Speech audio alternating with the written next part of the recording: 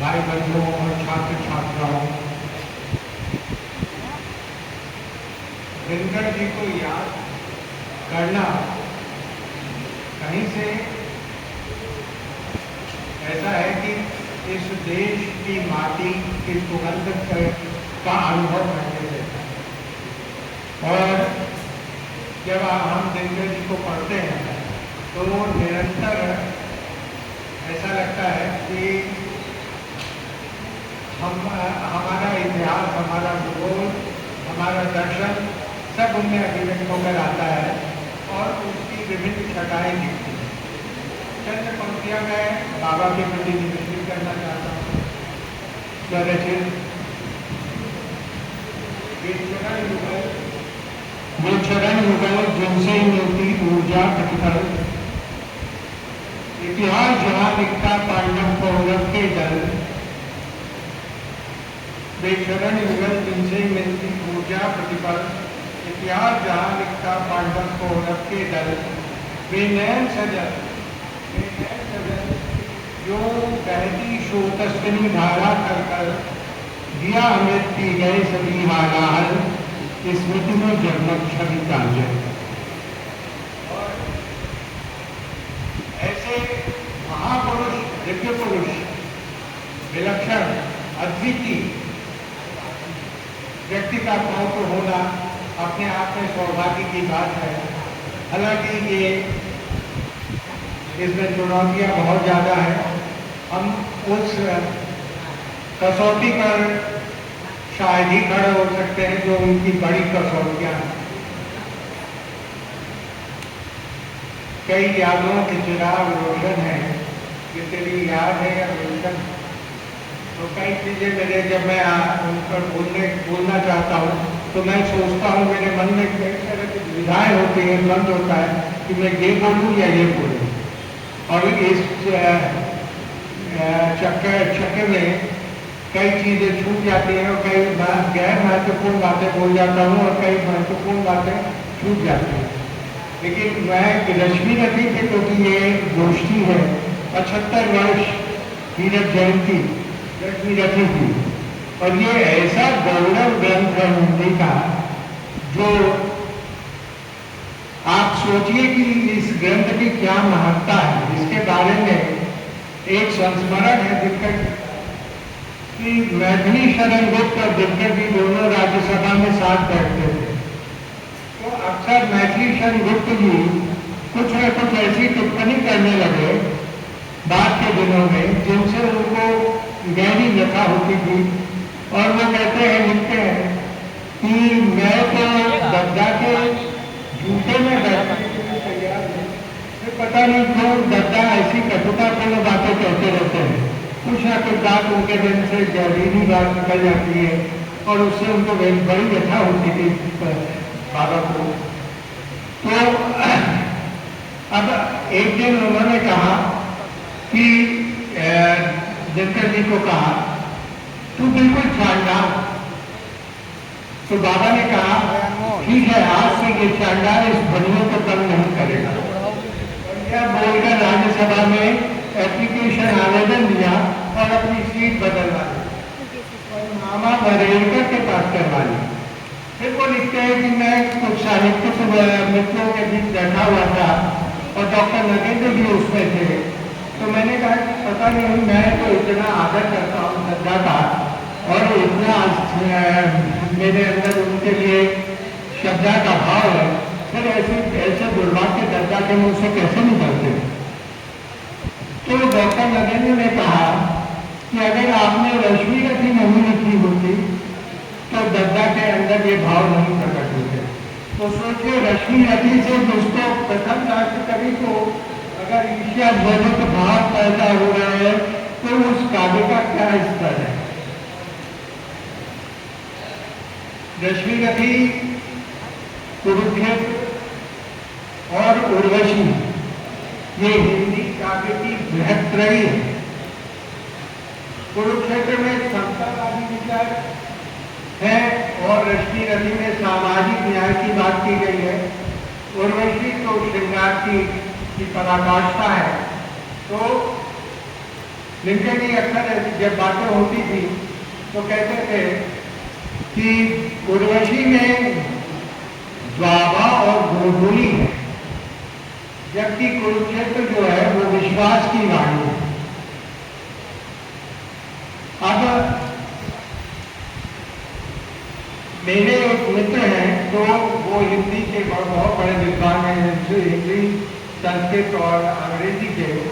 मैंने उनसे जिज्ञासा प्रकट की कि दरअसल रश्मि रथी खंड काव्य है, प्रबंध काव्य है या महाकाव्य। तो उन्होंने कहा कि रश्मि रथी खंड काव्य भी है, प्रबंध काव्य भी है और महाकाव्य भी है। क्योंकि प्रबंध काव्य किसी एक नायक का चरित्र प्रकट करता है और कहते हैं कि महाकाव्य में धीरोदात्त चरित्र का गायन होता है, उसके प्रशंसा में कविता लिखी जाती है।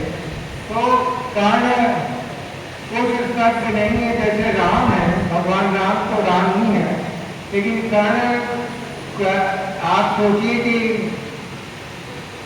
रश्मि रथी लिखने के पहले कर्ण की ये छवि नहीं थी और कभी कर्ण को एक खलनायक का साथ देने वाले व्यक्ति के तौर पर देखा जाता था और बहुत अच्छे नजरिए से नहीं देखा जाता था। लेकिन रश्मि रथी ने उनके उन गुणों को प्रकट किया जो उनके अंदर प्रच्छन्न थे, जो प्रकट नहीं हो रहे थे। रश्मि रथी के बारे में क्या कहूँ, बहुत सी बातें हैं और चंद पंक्तियां और मैं प्रकट करना चाहता हूँ, क्योंकि ये डॉक्टर शिवमंगल सिंह सुमन की कविता है। ये मुझे दिनकर जी पर भी कहीं लगता है कि उनके लिए भी सही है। तुम जीवित थे तो सुनने को जी करता था, तुम जीवित थे तो सुनने को जी करता था, तुम चले गए तो भूलने को जी करता है। तुम सुनते थे तो बिखरी बिखरी सांसें थी, तुम बिखर गए तो सुनने को जी करता है। यह दुनिया आनी जानी होती है बाबा, जो आता है वह जाता है, जो पढ़ता है वह झड़ता है। बस एक प्रश्न पूछा घुसता जाता मन में, भीतर ही भीतर शूर समूल उभरता है। अपनी युक्ति सर्वोत्तम सुषमा से मंडित कवि तिरुपति के अंधेरी सुभाष में क्यों मरता है। तो मैंने तिरुपति कर दिया है, ये निराला जी पर लिखी गई कविता है, लेकिन मुझे ये बहुत माकूल लगती है, प्रासंगिक लगती है। और चंद पंक्तियां रश्मि रथी से पढ़कर मैं चाहूँगा कि विराम लूँ। तीसरे पद का पाठ अभी बहुत अच्छा किया गया है। तीसरा पूर्ण अज्ञातवास पांडव लौटे वन से सहास, पावक में कनक सदृश टक्कर वीरत्व लिए कुछ और प्रखर, नस नस में तेज प्रवाह लिए कुछ और नया उत्साह लिए। कटहै विपत्ति जगाती है, कायर को ही जय जाती है। शूरमा नहीं विचलित होते, क्षण एक नहीं धीरज होते। विघ्नों को गले लगाते हैं, कांटों में डाक बनाते हैं। जो यहाँ पढ़ता सब कहते हैं, उद्योग निरत्नित रहते हैं। शूलों का मूल नसाने को, बड़खुद विपत्ति पर छाने को, है कौन वीर ऐसा, है विघ्न ऐसा जग में, टिक सके वीर नर के मग में। हम थोक झेलता है मन जब नर, पर्वत के जाते पाँव उठा। मानव जब जोर लगाता है, पत्थर पानी बन जाता है।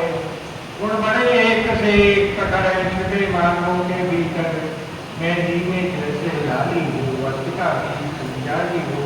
बत्ती तो नहीं जलाता है, रोशनी नहीं बरसाता है। पीछा जाता जब इच्छुदंड धरती धरती धारा हट, मेरी जब तैरती है प्रहार बंदी गंगाओं का सुधार। जब फूल पिरोए जाते हैं, उनको गले लगाते हैं। वसुधा का नेता कौन था, वसुधा का नेता कौन हुआ, भूखंड विजेता कौन हुआ, अतुलित विजेता कौन हुआ, न धन विजेता कौन हुआ। जिसने न कभी आराम किया, विघ्नों में रहकर नाम किया, जब विघ्न सामने आते हैं सोते से हमें जगाते हैं, मन को मरोड़ते हैं, पल पल संकोच जोड़ते हैं, पल पल सतपथ की ओर लगाकर ही जाते हैं, हमें जलन चढ़ाकर। वाटिका और वन एक नहीं, आराम और वन एक नहीं, वर्षा अंधर आतप अखंड पौरुष है, साधन प्रचंड वन में प्रसून को खिलते हैं, बागों में शाद लगते हैं, कंकड़ियां जिनकी से छाया देता के विपदाएं दूध पिलाती हैं, लोरी आलियां सुनाती हैं, जो लाक्षा डे में चलते हैं यही शूरमा निकलते हैं। बढ़कर विपत्तियों पर छा जा मेरे किशोर मेरे ताजा, जीवन का लक्ष्य जाने दे, मन को पत्थर बन जाने दे, तू स्वयं तेज भयकारी है, क्या कर सकती चिंगारी है। तो ऐसे महान काव्य को मैं नमन करता हूँ। और मुजफ्फरपुर आने जब भी आना हुआ है मेरा, तो मैं एक अतिरिक्त भाव विवलता से पूर्ण हो जाता हूँ। अंदर ही अंदर लगता है कि जैसे ये मेरे पूर्वजों की भूमि रही है, यहाँ पे दिक्कत जी रहे।